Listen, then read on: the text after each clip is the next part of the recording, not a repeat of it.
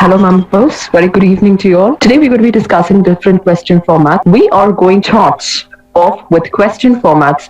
When it comes to reading section, we have 14 different question formats. Some of the questions or some of the question formats are a repetition. When it's summary completion, sentence completion, flow chart, note completion, as well as tables. These are some of the most common ones that you might encounter both in reading and listening. Now let us go ahead.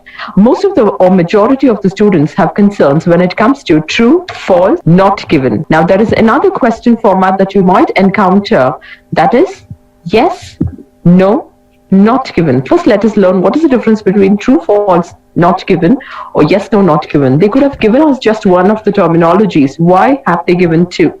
First thing, that is, when I encounter true, false, not given as my heading, it simply means that it is information seeking passage. I just have to look out for a specific info and then answer the questions. That's all. Now, while I do so, my question statement has to say, when I scan whatever, question phrase that I have located, both needs to convey the same meaning. Then please go ahead and mark the question statement as true. When it is exactly opposite, there is something given in the question statement, phrase from the passage is entirely different, or I would term it as opposite, please mark it as false. And majority of the students, or most of the students, have concerns when it comes to not given.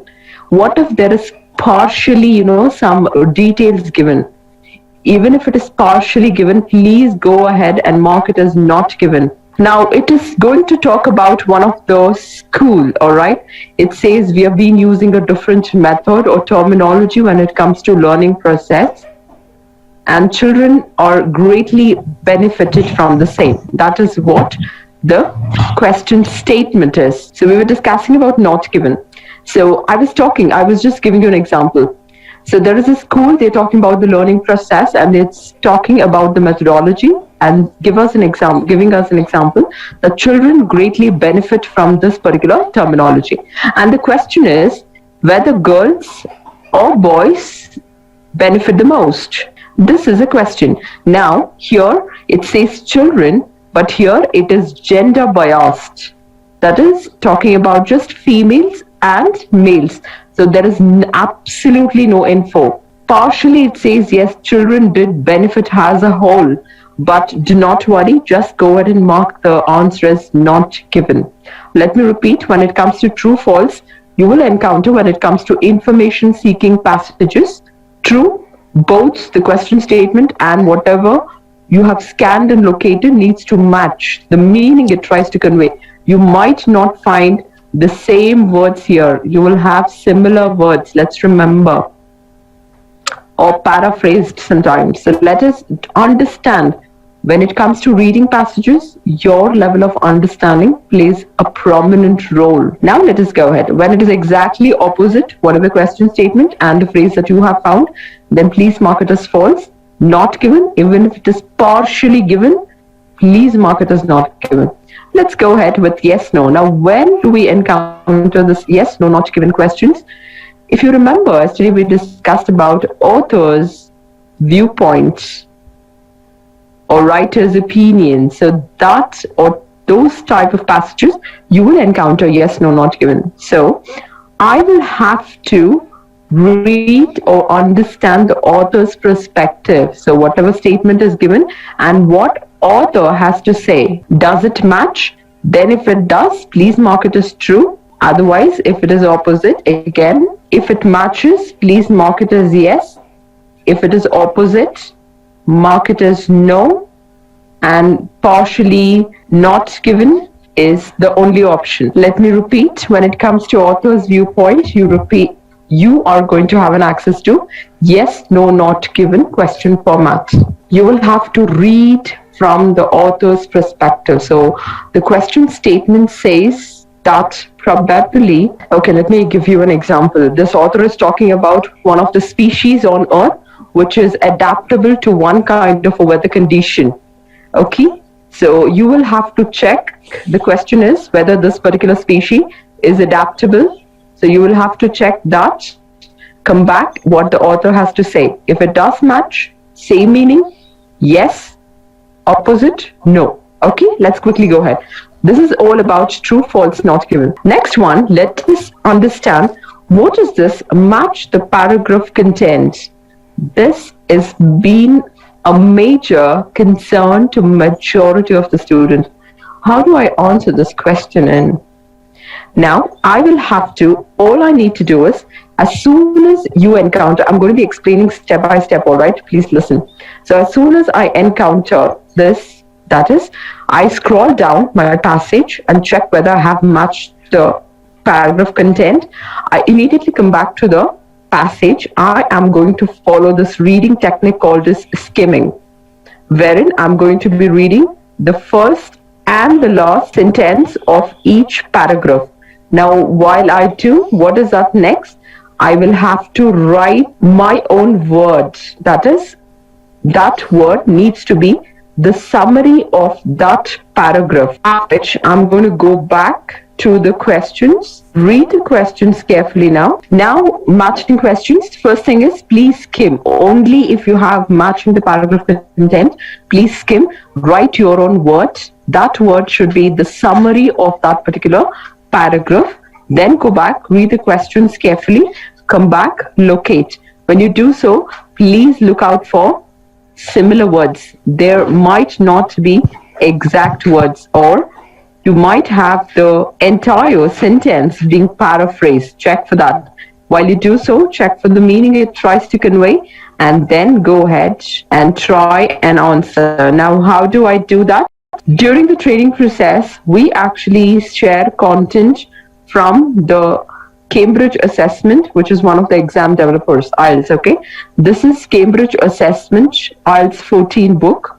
I've taken the reading, and why I have accessed this, because I found this matching. So we have the reading passage, 7 different paragraphs, and we have 5 different sentences we need to match. Okay, so here we go. The first question is, now, when I have this question, all right, 14 to 18, I have these questions. I go back to the passage and I quickly need to read the first and the last sentence. See how to read it. Skimming part. I start with the original idea, and then the last sentence, that is, the bikes were then left unlocked. So I'm going to only read from the original idea until 1965. That's all. First sentence only, remember. Last sentence, the bikes were then left. Last sentence of that particular paragraph. So I'm going to do that when it comes to whole of these passages.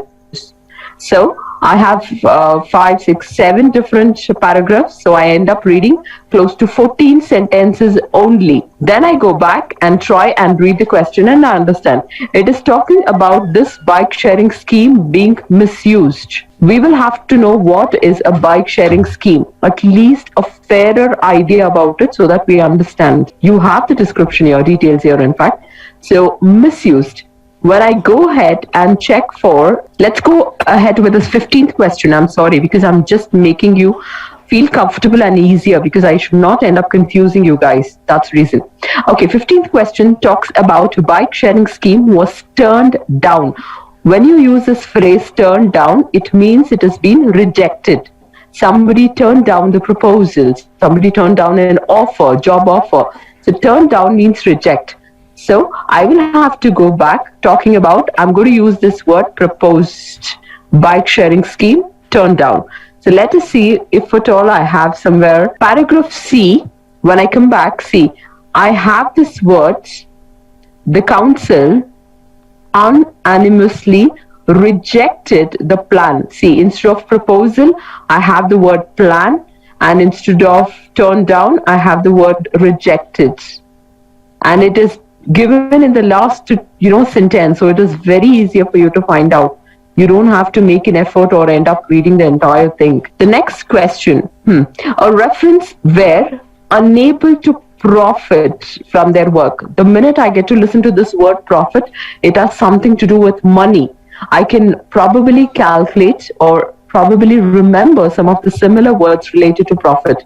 Like I could use words like money, amount spent, money spent, expenditure. So these are the words or spending pattern that comes to my mind. Even you start working this way, then have that words mentally, and then come back and look out for that particular word in the paragraph. When you try and do that, I found this paragraph, I found this word called profitable, wasn't profitable. Again, last three lines, so it's easier. And not only that, if you read further, okay, that is talking about something else. That's not the one then. It was talking about some chip cards. Okay. Oh, yes. Look here. It says, financially, I did not really benefit. So the question statement says, a person being unable to profit. So this individual says, see, we have the last sentence. He says, but financially, I did not really benefit. So skimming is going to immensely help you. You will have answers this way. So financially, here it is talking about profit. I go ahead and mark it now. Next one, which is potential savings. Savings a bike sharing scheme would bring. When you talk about saving, you're talking about a proportion of money now. Okay, this is the percentage. This is a ratio of money that probably a consumer, probably a commuter, a traveler who's going to be saving. Passage, when we were talking about, ratio, that is the minute we read this phrase called as potential savings, boils down to numbers. See, words like profit, savings, everything boils down to numbers. Members, please remember, so it's easier. Now, when I look out for numbers here in the first two paragraphs, no, I didn't find any. Third paragraph, I have 10,000 white bikes. So it is related to bikes. I have another percentage or number, 10%. So when I read further, that is where it says the cost involved when it comes to this means of transport. I already found the answer. That is the potential saving. Please read the sentence, understand what it is trying to convey, and locate. You will have to make a note of few words every reading. Whenever you take up any reading exercises for that matter, I would request you to have at least 3 similar words handy to whatever keywords that you underline, just like we did right now. When it comes to profit, you're talking all about finance or financial stability of that particular scheme. Then when you talk about savings, everything boils down to numbers, or they're going to be giving you some ratio or percentage. That way it is easier for you. Please check out. This is one of the examples that we have taken. You still have time because you have just learned. Try these techniques. Try the skimming, try all of this, and then try and answer the questions. Yes, it is going to be initially time consuming, which is absolutely fine, let me tell you. Initially, because you have just learned this new technique, for you to understand, have those similar words handy, try and skim, write your own word. We have only covered true, false, and match the paragraph. So let's see, probably next week, we will take up MCQ. If at all you have any questions related to MCQs, you could ask then. So I shall end the explanation now. I would request members to ask questions if at all you have any. In that cases, I was just talking about the same thing. In such a scenario, please have similar words. At least you can locate the similar word in between the paragraph. Read that, whatever word that you have located, read one sentence back and forth that word so that you know this is an answer. All you need to do is, dear, yes, there are some scenarios where in between the paragraphs too. In that case, have similar words for the question words or the keywords that you have already underlined, already taken from the question statement when you try looking out for. So have them handy and then read one sentence back and forth. That's all. If it is trying to convey the same meaning, yes, go ahead and mark it. Otherwise, scan further, look out for some more similar words. So bottom line, when you are practicing the reading, your vocabulary needs to be really wider. Ma'am, I want to ask a question here related to material of reading. Is there any website available from which we will practice reading? Any particular Yes, dear. Yes, ma'am. See, all right, dear. When it comes to reading practice, Javed sir already shared ebooks from 1 to 16 for that matter. You have an access until the latest version, 16. So you could go ahead and practice that. Sir, yes, I have questions, sir. Sorry, I'm on the road. Sir, please, my question is, there are some people that they will teach that you should read the entire passage. I mean, entire paragraph when you are reading, when you are answering a question. Is it advisable to read the entire passage before answering entire paragraph before answering your question? Not required, dear. You don't have to read the entire passage. Okay, ma'am. So, members, kindly follow the instruction. Now, try taking up one of the passages where you have matching paragraph content kind of a question. Try these techniques, but time yourself and see, okay, I have like 5 questions, 7 questions. Let me time myself and check as to how much time. Don't worry about the time though. Check the level of accuracy, whether I have like 7 questions. Was I able to answer all of it right? That is what matters during your practice. Thanks so much for being active participants and wish you all the best, members.